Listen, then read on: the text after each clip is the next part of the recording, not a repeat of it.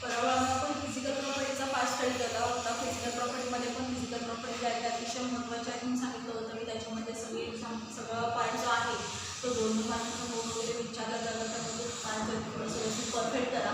त्याच्यानंतर आता पुढचा एक छोटासा पॉईंट आहे, हाही JEE नीटच्या दृष्टीनं अतिशय महत्त्वाचा आहे. आधी कन्सेप्ट जे आहे ती काय क्लिअर करून घ्या, म्हणजे तुम्हाला केमिकल प्रॉपर्टी एक्सप्लेन करताना नेमकं रिॲक्शन का होणार का होणार नाही याचं सगळं रिझन जे आहे ते इथं दिलेलं आहे. पहिलं सगळ्यात महत्त्वाचं म्हणजे आपल्याकडे जो काही कार्बोनिक ग्रुप आहे, म्हणजे तुमचा जो कार्बोनिक कंपाऊंड आहे आपली स्टडी करायला मिळते बरोबर ना. कार्बोनिक ग्रुप जो आहे त्याच्यातल्या कार्बन ॲटमचे बिहेवियर आणि ऑक्सिजन ॲटमचे बिहेवियर. आता जर बघितलं तर कार्बनचं पोलॅरिटी हा पॉईंट त्यांनी एक्सप्लेन केला, म्हणजे कार्बोनिक ग्रुपमध्ये एक्झॅक्ट पोलॅरिटी काय आणि त्याच्यावरून आपल्याला सगळा डिटेल स्टडी किंवा त्याची रिॲक्टिव्हिटीचे 2 पॉईंट दिलेले आहेत तेही आपल्याला समजले पाहिजे. त्याच्यावरून याला आपण ऑर्डरचे वगैरे क्वेश्चन सॉल्व करतो ना, त्याला ते पॉईंट कंपल्सरी गरजेचं आहे. कार्बनिक कंपाऊंड म्हणजे किंवा त्याच्यामध्ये काय येतं तर कंपाऊंड विच कंटेन कार्बनिक ग्रुप आर कॉल्ड एज कार्बनिक कंपाऊंड्स. कार्बनिक ग्रुप जो आहे तो COO ग्रुप बरोबर. कार्बन टेट्रावॅलेंट म्हणजे त्याचे जे 2 बॉन्ड आहेत हा तो कोणासोबत सॅटिस्फाय करू शकतोय.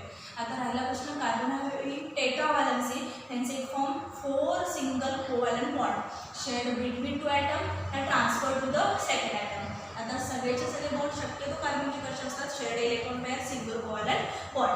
आता जर ऑक्सिजनसोबत बॉन्डिंग करायचं असेल तर आपण काय केलं, मल्टिपल बॉन्ड्स फॉर्मेशन केले. पण तो बॉन्ड कसा आहे, कोव्हॅलंट बॉन्ड. कोव्हॅलंट बॉन्ड म्हणजे कसा बॉन्ड असतोय, mutual sharing of electron between 2 atoms are called as covalent bond. दोघांनी बॅलन्स सॅटिस्फाय करून बॉन्ड तयार केले.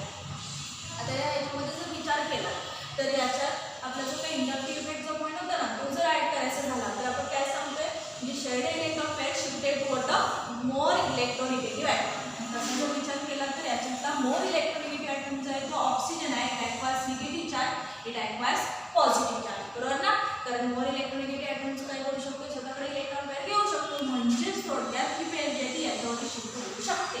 आणि जर आपल्याला हे रिप्रेझेंट करायचं झालं तर याच्यात जर बघितला तर आपल्याला जो काही पोलॅरिटी आहे ती पोलॅरिटीमध्ये जर एक्सप्लेन करायचं झालं तर आपला ऑक्सिजन जो आहे तो मोर इलेक्ट्रोनिगेटिव्ह ॲटम म्हणजे मोर इलेक्ट्रोनिगेटिव्ह ॲटम म्हणजे हायर पोलॅरिटी, आणि कार्बन ॲटम जो आहे तो लेस इलेक्ट्रोनिगेटिव्ह ॲटम म्हणजे पॉझिटिव्ह. म्हणजे याच्याकडे ना निगेटिव्ह पोलॅरिटी असेल आणि याच्याकडे काय असेल, पॉझिटिव्ह पोलॅरिटी. रिप्रेझेंट करताना कशी रिप्रेझेंट करायची, डायरेक्ट मुवमेंट तुम्हाला माहितीच आहे. ज्या बाजूला पॉझिटिव्ह चार्ज असतो त्या साईडला ही अशी आडवी लाईन टाकणार आणि ज्या बाजूला निगेटिव्ह चार्ज याच्याकडे शिफ्ट होते त्याच्याकडे काय असते बरोबर. म्हणजे कार्बोनिक ग्रुपमधला कार्बन हा पॉझिटिव्ह इलेक्ट्रोनिगेटिव्हिटी रिप्रेझेंट करणारा आणि ऑक्सिजन जो आहे तो मोर electronegative item negative electronegativity represent करणारा ॲटम बरोबर. असं जर असेल तर आपण कार्बन आणि ऑक्सिजनमधला एक बॉन्ड जो आहे तो ऑक्सिजनमध्ये शिफ्ट करू शकतो. म्हणजेच थोडक्यात स्ट्रक्चर पुन्हा ड्रॉ करायचं झालं तर ते असं होईल, हा ऑक्सिजन ॲटम ओके. आणि मग जर आपल्याला याच्यावरती जर शिफ्टिंग करता येत असेल तर compulsory it acquires delta positive charge, it acquires delta negative charge. म्हणजे आपण जर तो बॉन्ड शिफ्ट करणार असू तर याला बॉन्ड मिळतात रेझोनेटिंग पॉवर येईल आणि याला रेझोनन्स फॉर्मेशन कपॅसिटी आहे. कारण मल्टिपल बॉन्ड ज्यांच्याकडे असतो त्याला काय समजा आपण रेझोनन्स ॲक्टिव्हिटी आहे.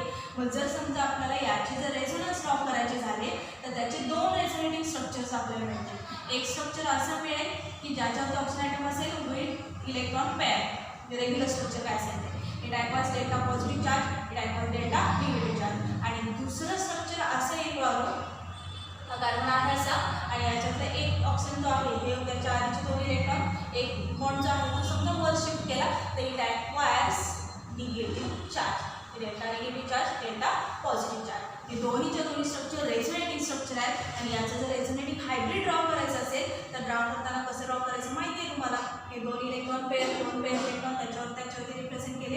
हे कार्बनचे 2 बॉन्ड तेशच राहतील, फक्त याच्यातला एक बॉन्ड जो आहे तो काय असेल, डॉटेड लाईन असेल.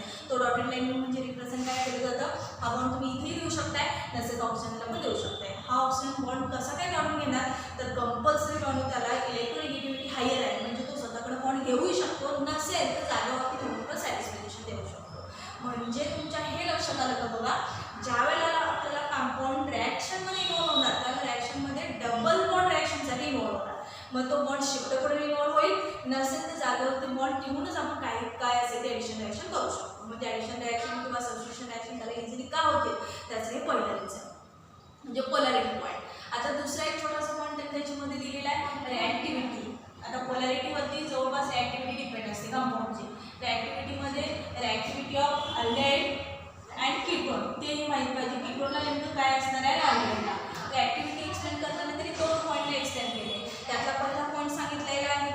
Influence of electrophilic effect, electrophilic effect. आणि दुसरा एक पॉईंट सांगितलाय स्टिरिक इफेक्ट. आधी पहिले इलेक्ट्रोफिलिक इफेक्ट म्हणजे काय बघा. जर आपल्याकडे रेझोनन्स ऍक्टिव्हिटी देणारा कार्बोनिल ग्रुप असेल किंवा कार्बोनिल कंपाऊंड असेल तर सरळ सरळ कॉलम असं असेल. म्हणजे समजा आपल्याला अल्डिहाइड रिप्रेझेंट करायचं आहे तर R एक बाजूला H आणि कीटोन रिप्रेझेंट करायचं आहे तर दोन्ही साईडला 2 R. आता जर carbon more electropositive atom असेल म्हणजे इलेक्ट्रो पॉझिटिव्ह कॅरेक्टरवाला मेंबर असेल आणि हा निगेटिव्ह कॅरेक्टरवाला मेंबर असेल तर 100% असं असणारा म्हणून पॉझिटिव्ह कॅरेक्टर म्हणजे तो काय झाला इलेक्ट्रॉन डिफिशियंट स्पेसिस झाला. Hence it attack on nucleophile. म्हणजे न्यूक्लिओफाईल डायरेक्टली काय करू शकते कार्बनवरती अटॅक करू शकतो. मग आता न्यूक्लिओफाईल जर अटॅक करायचं असेल तर कार्बनचं न्यूक्लियस त्याला अवेलेबल पाहिजे. आणि जर समजा तिथं अल्किल ग्रुप असतील तर मात्र थोडंसं हे कॉम्प्लिकेटेड होईल. म्हणजे अल्डिहाइड आणि कीटोन 2 मेंबर दिलेले आहेत. मी पहिला जो स्ट्रक्चर आहे ते अल्डिहाइड आहे, दुसरा मेंबर जो आहे तो कीटोन आहे. यांच्यातला मोर इलेक्ट्रोनिगेटिव्ह कोण हे आता आपल्याला ठरवायचं इलेक्ट्रोफिलिक इफेक्टवरला. दोन्ही कार्बन ॲटम कशा आहेत दोघांच्याकडेही काय डेल्टा पॉझिटिव्ह चार्ज आहे बरोबर. आता अल्डिहाइडमध्ये जर बघितलं तर एक साईडला अल्किल ग्रुप येतो एक साईडला हायड्रोजन ॲटम येतोय. म्हणजे हायड्रोजन ॲटम जर बाजूला सरकून आपण कार्बनवरती अटॅक करत असू तर अल्डिहाइडवरती रिॲक्टिव्हिटी थोडीशी हायर असणार आहे. इथं मात्र कळून दोन्हीच्या दोन्ही अल्किल ग्रुप येतात. म्हणजे थोडंसं क्लाउडिंग झालं, बल्किर अल्किल ग्रुप आले, ॲटम वेगळा आणि अल्किल ग्रुप वेगळा. तसं जर असेल तर कीटोनकडे रिॲक्टिव्हिटी थोडीशी लेस होईल. का लेस होईल कारण ह्या वरच्या डबल बॉन्डचा तर प्रश्नच नाही कारण त्यांना रेग्युलर सॅटिस्फिकेशन केले. राहिला प्रश्न हायड्रोजन ॲटम आपण सहजासहजी बाजूला करू शकतो, अल्किल ग्रुप सहजासहजी बाजूला होणार नाही. म्हणजेच याच्यावर त्यांनी हे सांगितलं अल्डिहाइड मोर रिॲक्टिव्ह दॅन कीटोन. काय लक्षात आलं. म्हणजे अल्किल ग्रुप कमीत कमी असतील तर सहजासहजी तुमचा न्यूक्लिओफाईल जो आहे तो कार्बनच्या सेंटरवरती अटॅक करू शकतोय. आणि जर ते हायर नंबर अल्किल ग्रुप असतील असं क्लाउडिंग असेल तर तिथंपर्यंत त्यांना आपल्याला काय पाहिजे ह्या कार्बनचा न्यूक्लियस पाहिजे, ह्या कार्बनचा न्यूक्लियस पाहिजे. आणि म्हणजेच न्यूक्लियस पाहिजे असेल त्याच्यावरती जर अटॅक करायचं असेल तर मध्ये वाटेत कोण नको. समजलं. म्हणजे एक अल्किल ग्रुप आहे म्हणजे अल्डिहाइड मोर मोर रिॲक्टिव्ह दॅन कीटोन. म्हणजे कीटोनची रिॲक्टिव्हिटी थोडीशी काय होणार वीक होणार. अजून एक त्याच्याचमध्ये पॉईंट दिला त्यांनी स्टिरिक इफेक्ट. हाही पॉईंट अतिशय महत्त्वाचा आहे. स्टिरिक इफेक्ट किंवा यालाच काय बोलतात स्टिरिक हिंड्रन्स बोलतात. आता याच्यामध्ये जे अल्किल ग्रुप्स येतात अल्डिहाइडमध्ये पण आणि कीटोनमध्ये पुन्हा हवं तर स्ट्रक्चर ड्रॉ करते बघा. याबद्दल R झाला, याबद्दल H झाला, पुन्हा C डबल बॉन्ड ओचा प्रश्नच नाही. याबद्दल एक करायला याबद्दल करायला. याच्यातला जो अल्किल ग्रुप जो आहे तो स्मॉलर अल्किल ग्रुप आहे म्हणजे रेग्युलर अल्किल ग्रुप म्हणजे तुमचा alkyl group single alkyl group. आणि इकडं मात्र कसं आहे ते बल्कियर अल्किल ग्रुप येतात. बल्कियर म्हणजे असं गर्दी करून किंवा त्या कार्बनला पूर्ण त्याच्या साईड सगळ्या पॅक करून. म्हणजे ज्याला कार्बनच्या पार्टमध्ये एखादा अल्किल ग्रुप असेल म्हणजेच तिथून आता डायल्किल डेरिव्हेटिव्ह आहे असं जर असेल तर त्याच्यावरती न्यूक्लिओफाईलला येण्यासाठी म्हणूनचं स्पेशल पाथ नाही आहे. असं जर असेल तर त्या इफेक्टला काय बोललं तर स्टिरिक इफेक्ट. तोही एक रिझन म्हणून घेता येईल. म्हणजेच हा जो ग्रुप आहे आणि हे दोन्ही ग्रुप कार्बनवरती अटॅक करताना न्यूक्लिओफाईल येताना हा तेवढा अपोज करणार नाही कारण सहजासहजी न्यूक्लिओफाईलची ॲडिशन करून घेईल. हा मात्र काय करणार फुल अपोज करणार कारण ऑलरेडी त्याच्यावरती कारण 2 अल्किल ग्रुप जे आहेत ते बल्कियर अल्किल ग्रुप आहेत. म्हणजे त्याला सगळ्या बाजूला क्लाउडिंग करून गर्दी करून कार्बन ॲटम झाकून गेला आहे. म्हणजे त्याच्यावरती दुसरा फंक्शनल ग्रुप येताना स्पेस अवेलेबल नाही आहे. म्हणजे हा लेस रिॲक्टिव्ह झाला, रिॲक्टिव्हिटी डायरेक्टली स्पीक झाली. हा मात्र काय राहील मोर रिॲक्टिव्ह. म्हणजे तुमच्या कार्बोनिल ग्रुपच्या पोलॅरिटीमुळं कारण मोर इलेक्ट्रोनिगेटिव्ह लेस इलेक्ट्रोनिगेटिव्ह त्याच्यामुळं अल्डिहाइड आणि कीटोन जरी दोघांच्याकडे कार्बोनिल ग्रुप जरी असला तरी त्यांची रिॲक्टिव्हिटी जी आहे ती डिफरंट आहे. अल्डिहाइड मोर रिॲक्टिव्ह दॅन कीटोन. दोन्ही पॉईंट दिलेले आहेत. इलेक्ट्रोफाईलचा अटॅक आहे इलेक्ट्रोफाईल कारण इथं कसं आहे तिथे इलेक्ट्रोफिलिसिटी बघितलं तर थोडीशी वीक आहे त्यामुळे रिॲक्टिंग स्पेसिस स्ट्रॉंगली रिॲक्ट होऊ शकते म्हणजे न्यूक्लिओफाईल स्ट्रॉंगली रिॲक्ट होऊ शकतो. तिकडे जर बघितलं तर इलेक्ट्रोफिलिसिटी जी आहे ती अगदी फुल स्टेबल आहे कारण तिकडे गरजच नाही आहे त्यामुळे तिथं तुमचा न्यूक्लिओफाईल अटॅक करणारच नाही. जरी न्यूक्लिओफाईल अटॅक करायचा असेल तर हा पूर्ण ग्रुप काढून टाकायला लागतो कारण ते शक्य नाही आहे कारण तो अल्किल ग्रुप आहे बल्कियर अल्किल ग्रुप आहे. म्हणजे सहजासहजी बाजूला होणार नाही. एखादा आयटम असता दुसरा एखादा आयटम असता तर आपण त्याला सहज सबस्टिट्यूट केला असता पण आता तसं होणार नाही आहे. म्हणजे अल्डिहाइड रिॲक्टिव्हिटीला हायर असतो कीटोनपेक्षा नेहमीच लक्षात राहिलं पाहिजे. समजलं. ते झालं कार्बोनिल ग्रुपची पोलॅरिटी आणि दुसरं reactivity of aldehyde and ketone. आता त्याच्यानंतरचा पुढचा पॉईंट जो आहे तो chemical properties of aldehyde and ketone.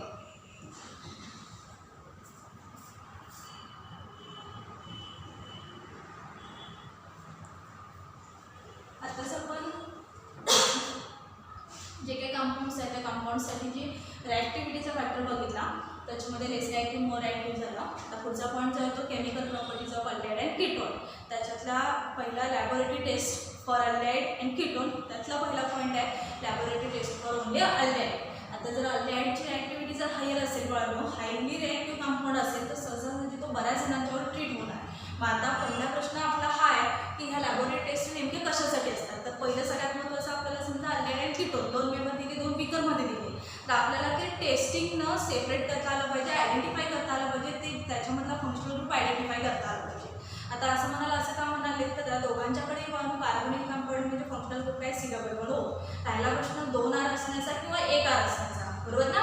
मग तसं जर असेल तर ते काय आर आपल्याला त्या बीकरमध्ये दिसणार नाही आहे, म्हणजे आपल्याकडे टेस्टशिवाय पर्याय नाही आहे. तर अल्डेहाइडसाठी 3 टेस्ट दिलेत आणि कीटोनसाठी आयडेंटिफिकेशनसाठी फक्त 1 टेस्ट दिलेली आहे. तर अल्डेहाइडसाठी त्या 3 टेस्ट कशा आहेत तर ज्याला आपण एखाद्यासाठी आयडेंटिफिकेशन करतो त्यावेळेला स्पेशल रिएजंट्स यूज केले जातात. आता इथं 3 टाईपचे रिएजंट यूज केले. एक म्हणजे स्किप्स टेस्ट म्हटले स्किप्स रिएजंट आहे, दुसरा आहे टॉलेन्स रिॲक्शन बोलले टॉलेन्स रिएजंट आहे, त्याला सिलर मिरर टेस्ट बोलतात, आणि फेलिंग टेस्ट आहे त्याच्यामध्ये फेलिंग रिएजंट आहे त्याला काय बोलतात फेलिंग सोल्युशन. त्यात पहिलं सगळ्यात महत्त्वाचं तुमच्याकडे जी बीकर दिलेली असेल त्याच्यामध्ये तुम्ही हे जे काही तुमच्याकडे असलेले जे काही रिएजंट म्हणजे तुम्ही जे टायट्रेशनला वगैरे करताय ना प्रॅक्टिकलला त्याच्यामध्ये आपण तो रिएजंट वगैरे ॲड करतो बघा. कलर येण्यासाठी पिंक कलरचे एक्झाम्पल बघितलं तुम्ही मी दिली, बरोबर ना. तसं याच्यामध्ये काय करायचं आहे बीकर देणार की अल्डेहाइड आहे का कीटोन आहे हे आयडेंटिफाय करायचं आहे. तर आपल्याला ती टेस्ट केली पाहिजे. सरळ ती बीकर घेणार त्याच्यामध्ये सोल्युशनमध्ये जो रिएजंट टाकला की येणारे ऑब्झर्वेशन जे आहे ते सगळेचे सगळे कॅल्क्युलेट करा, ऑब्झर्वेशन काय असेल ते ऑब्झर्व करा आणि त्याच्यावरून कन्फर्म टेस्ट कुठली असेल काय असेल ते एक्सप्लेन करणं गरजेचं आहे. त्याच्यात पहिला पॉईंट काय आहे तो स्किप्स बेस बरोबर रिॲक्शन आहे, बेस आहे तो. त्याच्यात सरळ काय करायचं अल्डेहाइडचा अल्कोहोलिक सोल्युशन घ्यायचं, म्हणजे अल्डेहाइड मेंबर घ्यायचा त्याच्यामध्ये थोडंसं अल्कोहोल ॲड केलं की अल्कोहोलिक सोल्युशन ऑफ अल्डेहाइड होईल, प्लस त्याच्यामध्ये स्किप्स रिएजंट जो आहे तो ॲड करा. ॲड केल्यानंतर पाहून रिॲक्शनमध्ये ऑब्झर्वेशनला हे येतं रेड कलर किंवा पिंक कलर किंवा मॅग्नेटा कलर जो आहे तो ॲपियर होणार म्हणजे येणार. हा कलर जर ॲपियर होत असेल ना हा कलर, कारण पहिलं सोल्युशन आपलं कलरलेस असणार, ज्याला आपण स्किप्स बेस टाकणार ना तर ऑटोमॅटिकली त्याच्याकडे पिंक कलर येईल किंवा रेड येईल किंवा मॅग्नेटा कलर येईल. जर तो कलर आला तर त्याच्यामध्ये काय सांगितलं अल्डेहाइड कन्फर्म प्रेझेंट असणार, म्हणजे अल्डेहाइड प्रेझेंट असणार, म्हणजे CHO त्याच्यामध्ये असेल. म्हणजे जो काय मेंबर आहे तो कलरलेस असेल त्याला स्किप्स बेस टाकला की तो कलर होईल. कलरमध्ये 3च कलर पाहिजे, पिंक कलर, रेड कलर किंवा मॅग्नेटा कलर. तिन्हीपैकी कुठलाही कलर दिसला की कन्फर्म हे सांगायचं अल्डेहाइड प्रेझेंट है ना. ही झाली पहिली टेस्ट. सेकंड टेस्ट जी आहे ती टोलेन्स टेस्ट म्हणून आहे. टोलेन्स रिएजंट यूज केला आहे त्याला बोलतं अमोनिकल सिल्वर नायट्रेट असं त्या टोलेन्स रिएजंटचं नेम आहे. त्यालाच बोलतं सिल्वर मिरर टेस्ट. त्याच्यामध्ये ना असं सिल्वर कलरची अशी मिरर दिसते, मिरर म्हणजे अशी कडा. आता रिॲक्शनमध्ये नेमकं काय करायचं आहे तर पुन्हा आपला अल्डेहाइड मेंबर घेणार त्याच्यामध्ये टोलेन्स रिएजंट ॲड करणार म्हणजेच अमोनिकल सिल्वर नायट्रेट, म्हणजे त्याच्याकडे वॉच ग्रुप पण असणार, वॉटरी सोल्युशन आहे ते सगळंचं सगळं मिळून काय बोलले ते टोलेन्स रिएजंट म्हटलं. हे ॲड केलं की त्याच्यातलं अल्डेहाइडचं काय होणार आहे तर ऑक्सिडेशन होणार. Oxidation means removal of hydrogen atom. सरळ याच्यामध्ये हायड्रोजन ॲटम रिमूव्ह होणार आणि याच्यातलं ऑक्सिजन ॲटम ॲड होणार. तसं जर झालं तर याच्यामध्ये 3 ऑक्सिजन होते त्यातला एक इकडे ॲड झाला बरोबर, म्हणजे 2 ऑक्सिजन ॲटम शिल्लक राहिले आणि इकडचा हायड्रोजन ॲटम याच्यात कंबाईन झाला की टॉयस मिळते, म्हणजे H2चा प्रश्न भेटला. पहिला प्रश्न मी मधलं कंपाऊंड जे त्याच्यामध्ये सिल्वर मिररचं फॉर्मेशन आहे, म्हणजे अल्डेहाइडमध्ये आपण अमोनिकल सिल्वर नायट्रेट ॲड केल्याबरोबर रिॲक्शन स्टार्ट होईल.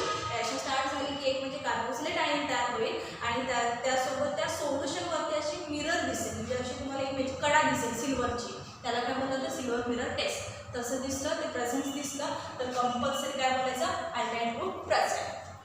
तिसरी रिॲक्शन दिलेली आहे फेलिंग टेस्ट. त्याच्यामध्ये पण पुन्हा अल्डेहाइड मेंबर घेणार आणि कॉपर आणि वॉटर यांचं एकत्र सोल्युशन तयार केलं, क्युप्रस हायड्रॉक्साईड सोल्युशन बनवलं की त्याला काय म्हणलं फेलिंग सोल्युशन. ते थोडंसं बॉईल केलं की पुन्हा अल्डेहाइडचं ऑक्सिडेशन होणार, म्हणजे removal of hydrogen atom, addition of oxygen atom, carboxylate ion तयार होणार, प्लस त्या कॉपरचं ऑक्सिडेशन होईल क्युप्रस ऑक्साईड रेड पीपीटी तयार होणार. पीपीटी म्हणजे प्रेसिपिटेट, म्हणजे सोल्युशनमध्ये बॉटमला रेड कलरचा पीपीटी दिसेल, वरती क्लिअर सोल्युशन असेल त्याला काय बोलणार आपण. जर असं दिसलं रेड पीपीटीचं फॉर्मेशन झालं तर कंपल्सरी काय बोलणार अल्डेहाइड प्रेझेंट. म्हणजे ज्याला आपण फेलिंग सोल्युशनवर ट्रीट करणार रेड पीपीटीचं फॉर्मेशन झालं तर अल्डेहाइड कंपल्सरी प्रेझेंट.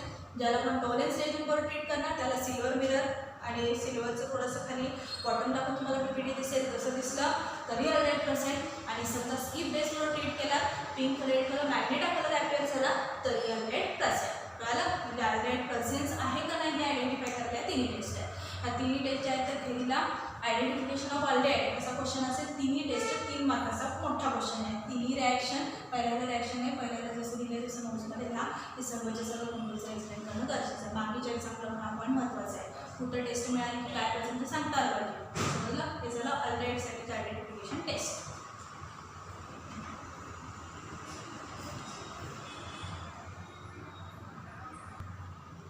मग अशी आपण अल्डेहाइडसाठी जर डिस्टिंग्विशिंग टेस्ट बघितला तशीच एकच टेस्ट दिलेली आहे कीटोनसाठी. जर कीटोन आहे का नाही किंवा कीटोन फंक्शन ग्रुप जर आयडेंटिफाय करायचं असेल तर रिॲक्शन आहे सोडियम नायट्रोक्लोराईड टेस्ट म्हणून दिली आहे. त्याच्यामध्ये फ्रेश सोल्युशन घ्यायचं आहे सोडियम नायट्रोक्लोराईडचं.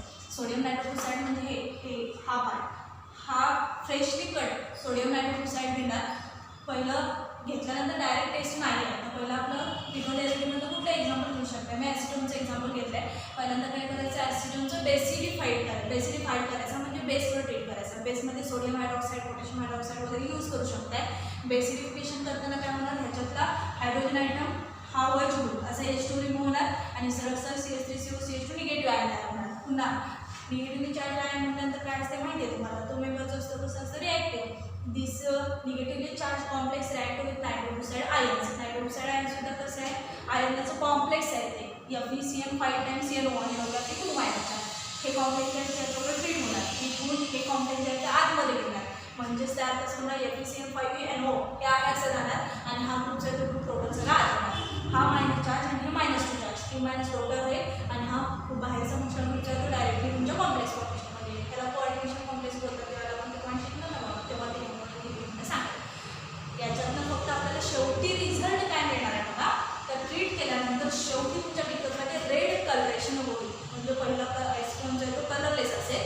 पहिली स्टेप केला, दुसरी स्टेप केला, नायट्रोक्लोराईडचे ॲडिशन केला, थोडंसं शेकवेल केला, थोडंसं स्टर केला की ऑटोमॅटिकली रेड कलरेशन येईल आणि this red colouration represent ketonic group in this compound. Ketonic group म्हणजेच काय, C+OH पण काय असणार आहे 2 आर्टिकल. समजलं? म्हणजे वरच्या 3 टेस्ट अल्डेहाइडसाठी होत्या आणि ही टेस्ट कोणासाठी आहे, कीटोनसाठी. म्हणजे कीटोन असेल तर आयडेंटिफिकेशनसाठी नायट्रोक्लोराईडवर रिॲक्शन करा, डायरेक्टली रिॲक्ट होईल, रेड कलरेशन येईल. आणि अल्डेहाइड पाहिजे असेल तर स्किप बेस, त्याच्यानंतर टोलेन्स रिएजंट आणि तुमचं जे काही रिॲक्शनसाठी जे काही मेंबर्स यूज केला त्याच्यात फेलिंग सोल्युशन, त्या तिन्ही याच्यामध्ये त्याला 3 आणि अल्डेहाइड अशा टोटल 4 लॅबोरेटरी टेस्ट आपण स्टडी करणार आहे अल्डेहाइड अँड कीटोन. समजलं? आता उद्यापासून केमिकल ॲक्टिव्हिटी